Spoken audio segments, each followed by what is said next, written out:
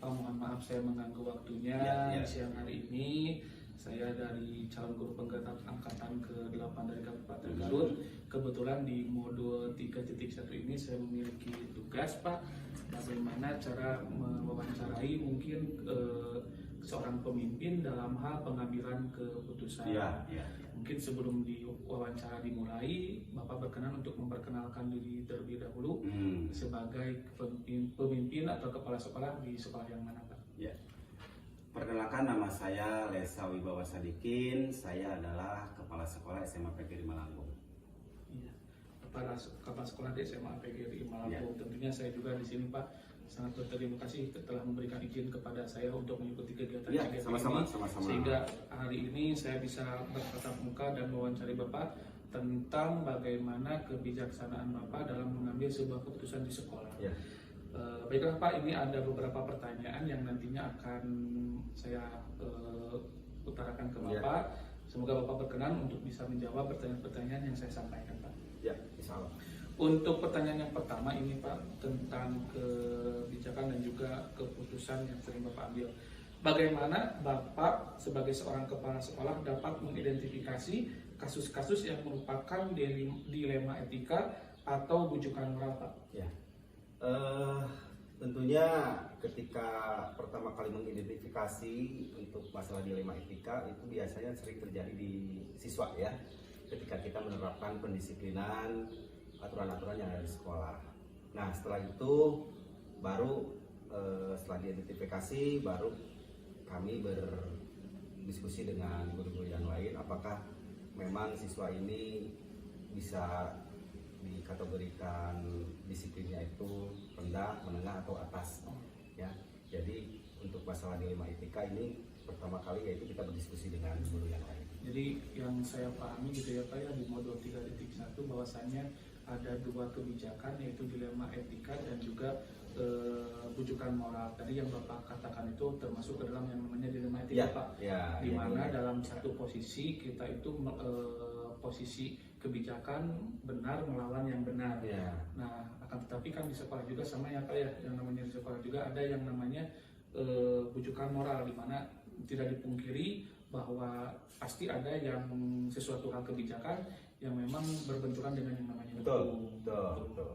Kemudian yang kedua Pak, ini ada pertanyaan bagaimana Bapak menjalankan pengambilan keputusan di sekolah Bapak, terutama untuk kasus-kasus di mana ada dua kepentingan yang sama-sama benar atau sama-sama mengandung nilai kebajikan. Ya. Untuk pengambilan keputusan tentu saja ini ada dua ya, ketika kepala sekolah harus mengambil keputusan sendiri dan harus bermusyawarah atau berdiskusi. Dalam hal-hal dalam hal mengambil keputusan seperti itu biasanya saya selalu langsung berdiskusi dengan guru yang bersangkutan. Ya misalnya dengan kesiswaan atau misalnya dengan guru BP itu didiskusikan contoh kasusnya itu seperti ini ya, apakah ini ringan, berat atau atas ya. Pada akhirnya keputusan itu bisa keluar setelah kita berdiskusi. Jadi kalau misalkan Bapak menjalankan sebuah pengambilan keputusan selalu diutamakan berdiskusi dulu ya, ya. Diskusi dengan pihak-pihak tertentu supaya apa yang menjadi permasalahan bisa terpecahkan. Kemudian langkah-langkah nih Pak atau prosedur seperti apa sih yang biasa Bapak lakukan selama ini ketika pengambilan sebuah keputusan? Tentunya dalam pengambilan keputusan yang seperti yang sudah saya utarakan tadi, dalam mengambil satu keputusan ada hal-hal yang memang diambil keputusan oleh kepala sekolah langsung atau dengan cara berdiskusi. Akan tetapi itu hampir 80% kami menjalankan prosedur itu untuk mengambil keputusan dengan cara berdiskusi, bergantung dari berbagai macam permasalahan yang akan muncul nanti di depannya. Nah, diskusi atau musyawarah itu hal yang paling utama dalam menjalankan prosedur atau menjalankan di satu organisasi. Jadi ketika kita akan mengambil satu keputusan itu sudah disetujui oleh orang-orang yang memang bisa ya menjalankan aturan-aturan tersebut. Jadi memang langkah-langkah atau prosedur yang Bapak sering lakukan yang tadi saya tangkap mungkin mengidentifikasi dulu ya Pak ya, identifikasi dulu permasalahannya, kemudian setelah diidentifikasi kemudian nanti dilempar ke forum, mungkinnya kalau misalkan harus dilempar ke forum, diskusi dengan kesiswaan, diskusi dengan guru BP ataupun guru-guru yang lain terkait dengan apa yang terjadi di sekolah. Ya, Gitu ya Pak betul, ya, betul, langkah-langkahnya. betul. Berarti diidentifikasi, dimusyawarahkan, nanti diputuskan. Ya, Mungkin betul. saya tangkap, Ya, Pak, ya. seperti itu. Kemudian ini hal-hal apa saja sih yang selama ini yang Bapak anggap efektif dalam pengambilan keputusan pada kasus-kasus dilema etika? Yang paling efektif itu terutama untuk disiplin siswa ya, yang paling efektif itu yaitu dengan cara berdiskusi langsung dengan kesiswaan dan guru BP. Nah, tentunya catatannya guru BP sudah tahu tentunya, karena ada satu siswa ini dengan catatan pelanggaran hukumnya seperti ini. Nah, apabila memang anak tersebut atau siswa tersebut memang sudah sering melakukannya, tentu ini akan menjadi satu permasalahan yang sangat besar untuk sekolah. Nah, kami tetap berdiskusi bagaimana caranya untuk menerapkan sanksi tersebut. Iya. Kemudian Pak, ini ada pertanyaan selanjutnya. Hal-hal apa saja sih yang selama ini merupakan tantangan Pak? Tantangan dari Bapak sebagai seorang pemimpin di sekolah dalam pengambilan keputusan pada kasus-kasus dilema etika? Tantangannya tentu saja ini adalah di setiap kepala guru itu berbeda-beda, ya. Kenapa berbeda-beda? Karena guru punya pandangan yang berbeda-beda. Cara memandang anak itu akan berbeda-beda. Akan tetapi saya sebagai kepala sekolah itu akan memandang secara universal, secara keseluruhan. Nah, itu tantangannya bagaimana saya bisa masuk atau bisa memahami pola pikir guru tersebut ketika dimintai pendapat sesuai dengan kasus yang ada. Nah, itu adalah tantangan yang paling berat. Ya, akan tetapi guru-guru juga sama akan memahami kasus yang ada di sekolah itu seperti apa, dan setelah berdiskusi dengan yang lain kita ambil jalan tengahnya, ambil jalan merahnya, benang merahnya. Nah, lalu pasti ada solusi yang harus kita lakukan. Ambil keputusan lah, istilahnya seperti itu. Jadi yang saya tangkap dari apa yang Bapak sampaikan tadi, dalam hal pengambilan keputusan memang ya Pak ya, nggak semua orang itu bisa menerima gitu Pak dalam mengambil keputusan. Tapi sebagai seorang pemimpin pasti Bapak juga harus tegas, harus mempunyai kebijakan yang memang itu harus diambil tanpa bukan tanpa memandang siapa-siapa, tapi harus ada memang keputusan. Memang dalam sebuah kasus atau dalam sebuah kejadian pasti ada plus dan minusnya. Tapi yang tadi saya tangkap, Bapak sebagai seorang pemimpin harus tegas, meskipun memang dari beberapa guru yang diajak diskusi, memang tidak akan semua guru sepakat dengan apa yang Bapak tadi, kebijakan Bapak tadi Bapak utarakan. Resikonya. Kemudian Pak, apakah Bapak memiliki sebuah penjadwalan tertentu dalam sebuah penyelesaian kasus dilema etika? Apakah Bapak langsung menyelesaikannya di tempat, ataukah Bapak memiliki jadwal tertentu untuk menyelesaikannya, atau bentuk prosedur seperti apa yang sering Bapak jalankan sesuai dengan masalah apa yang ada di sekolah Bapak itu, Pak? Untuk secara terprogram itu sepertinya tidak ada, ya. Mungkin guru BP ada itu ya, guru BP ada programnya, ya. Akan tetapi untuk kasus-kasus yang ada di lapangan, yang ada di sekolah, biasanya itu bisa dieksekusi secara langsung, ataupun bisa memang kita memanggil orang tua dan berdiskusikan dengan komite sekolah. Tentunya dengan cara memanggil orang tua pun tidak kasus terjadi panggil siswa langsung panggil orang tua, tidak seperti itu, karena di sini semua orang tuanya itu tidak selalu ada di rumah, ya. Nah, kita jadwal ulang. Jadi fleksibel. Apabila memang harus jadwal ulang, kita jadwal ulang, panggil orang tua. Kalau misalnya harus hari itu juga dieksekusi, yang mungkin kita mendapatkan masukan-masukan dari guru yang lain, terutama wali kelas, guru BP dan kesiswaan. Nah, kalau misalnya sudah berembuk, yakin bisa selesaikan hari itu juga. Jadi kalau misalkan pengambilan keputusan yang urgent, mungkin dilihat daripada kasusnya siapa ya. Kalau misalkan memang kasusnya bisa dieksekusi hari itu, langsung dieksekusi, atau dikasihkan kebijakan. Kalau misalkan memang kebijakan tersebut harus dimusyawarahkan dengan pihak yang lain, Bapak melakukan musyawarah terlebih dahulu. Betul. Oke, selanjutnya Pak, pertanyaan yang selanjutnya yaitu, adakah Pak seseorang atau faktor-faktor yang selama ini mempermudah atau membantu Bapak dalam pengambilan sebuah keputusan dalam kasus-kasus yang termasuk ke dalam kasus dilema etika? Kalau secara man to man, itu tidak ada, semuanya guru sama tugasnya dari tugas pokoknya masing-masing.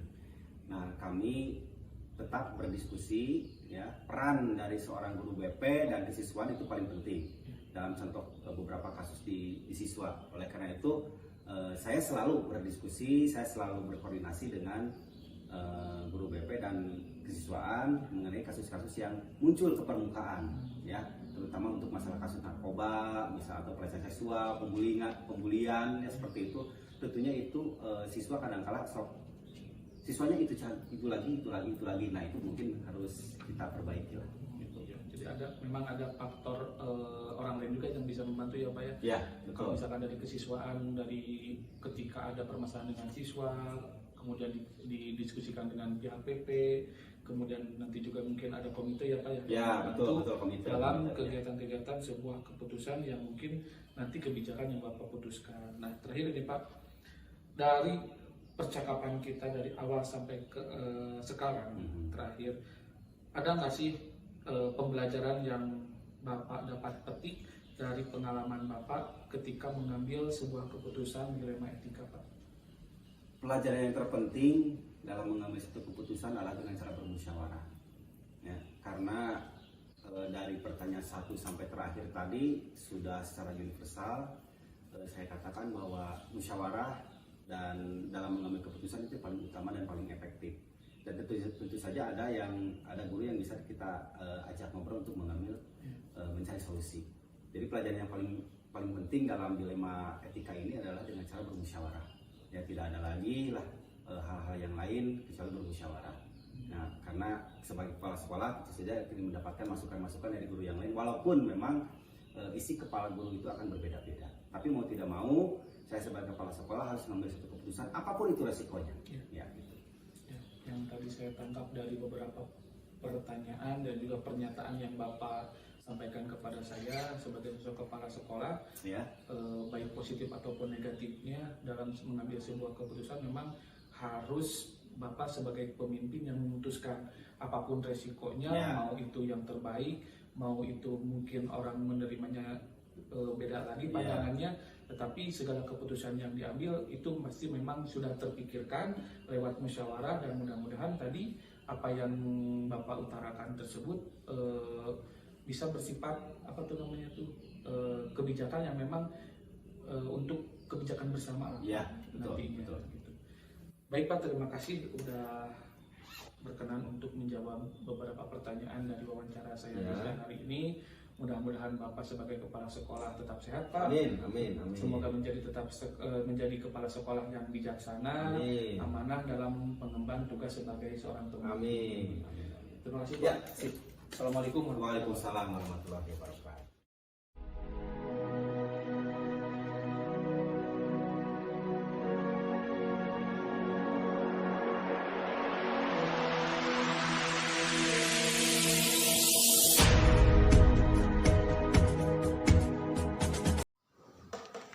Assalamualaikum warahmatullahi wabarakatuh. Waalaikumsalam warahmatullahi wabarakatuh. Pak Dede, mohon maaf mengganggu waktunya. Saya dari calon guru penggerak angkatan ke-8 dari Kabupaten Garut.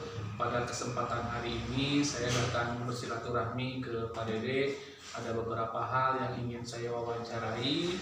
Kebetulan di dalam modul 3.1 ada penugasan untuk mewawancarai pemimpin ataupun kepala sekolah.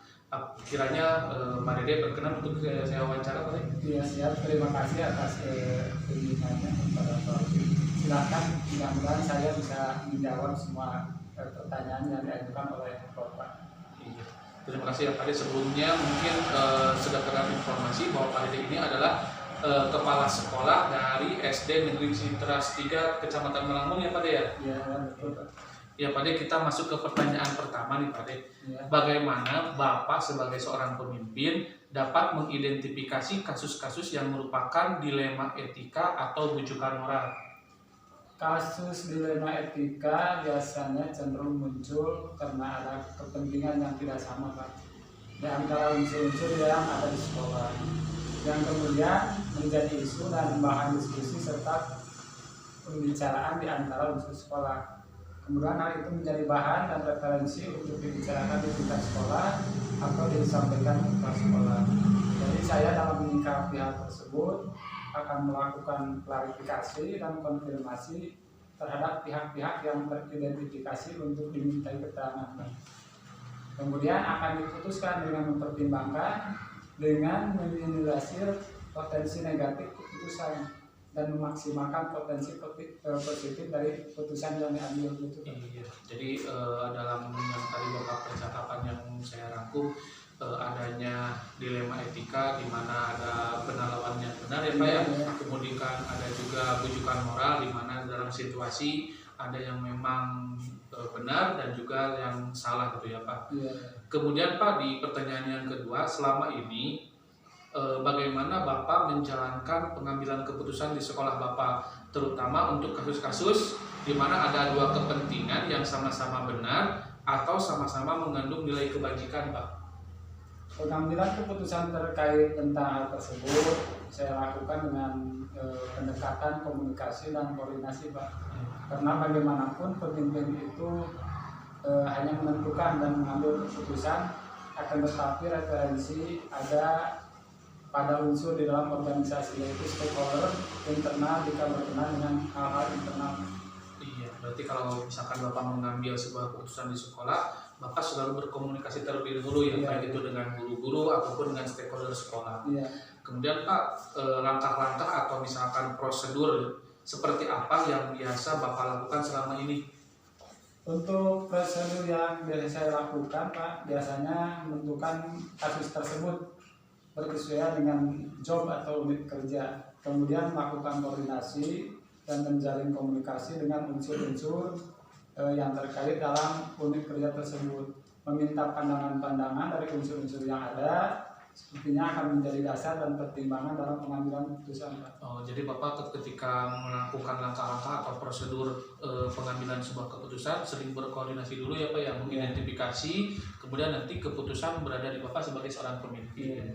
Kemudian hal-hal apa saja sih yang selama ini Bapak anggap bahwa itu hal yang efektif dalam sebuah pengambilan keputusan pada kasus-kasus dilema etika Pak? Jadi hal-hal yang efektif dalam pengambilan keputusan adalah senantiasa menjalin dan menjaga keberpihakan melalui kebersamaan dan komunikasi dengan unsur pimpinan, terutama yang dapat memperkaya referensi kita dalam memutuskan suatu kasus dilematika. Oh, jadi tetap ya ada poin-poin untuk dalam hal berkomunikasi ya Pak ya? Baik, untuk di pertanyaan selanjutnya ini Pak, hal-hal apa saja yang selama ini merupakan tantangan dalam pengambilan keputusan pada kasus-kasus dilema etika Pak? Tantangannya yaitu menyesuaikan diri terhadap keputusan yang sudah diambil, yang tidak mungkin bisa memuaskan Pak kepada kedua belah pihak. Akan tetapi paling tidak meminimalisir kekecewaan karena proses pengambilan keputusan sudah dilakukan dengan melibatkan unsur-unsur yang relevan ada di sekolah kami, yaitu SD Negeri 3 Citra. Oh iya, memang Pak dalam segala suatu hal keputusan tidak akan semuanya bisa menerima. Pasti ada sisi negatif maupun sisi positifnya. Karena dalam sebuah keputusan pasti ada salah satu pihak yang mungkin merasa tidak puas terhadap keputusan.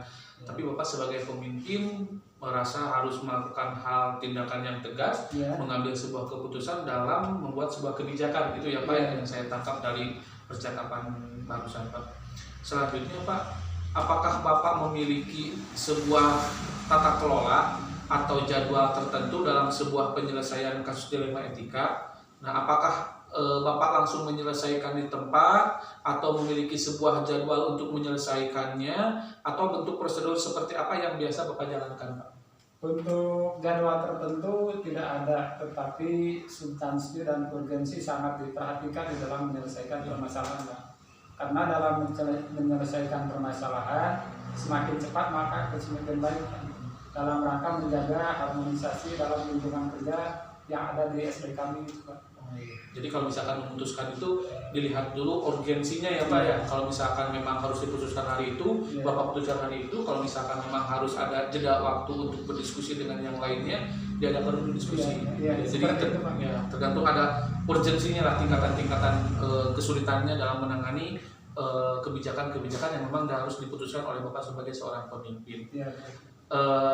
Selanjutnya Pak, ada nggak sih seseorang atau faktor-faktor apa yang selama ini mempermudah atau membantu Bapak dalam mengambil keputusan dalam kasus-kasus dilema etika, Pak? Seseorang atau faktor-faktor yang mempermudah dalam pengambilan keputusan sesungguhnya tidak ada yang khusus, Pak. Akan tetapi pelibatan unsur-unsur internal sekolah sering dilakukan di SD kami yang bertujuan yaitu untuk memperkaya referensi dan informasi, Pak. Terakhir nih Pak, sebagai rujukan wawancara di siang hari ini, Ya. dari semua hal yang telah tadi Bapak sampaikan, kira-kira pembelajaran apa sih yang dapat Bapak petik dari pengalaman Bapak sebagai seorang pemimpin dalam mengambil keputusan dilema etika, Pak? Yang pertama mungkin saya dapat memahami konteks permasalahan. Ya. Yang kedua dapat berkomunikasi serta berkoordinasi itu sangat penting karena selain itu untuk menjaga harmonisasi lingkungan kerja juga untuk memperbanyak referensi untuk saya dan untuk rekan-rekan guru yang lain. Jadi yang saya tangkap dari rangkuman percakapan ataupun wawancara di siang hari ini, mungkin Bapak sebagai seorang pemimpin memang sudah dikatakan sebagai seorang pemimpin yang tegas ya Pak ya, mengambil sebuah kebijakan, mengambil sebuah keputusan yang memang urgensinya masing-masing keputusan atau kebijakan akan berbeda-beda dan konteks dalam permasalahan pun akan berbeda-beda.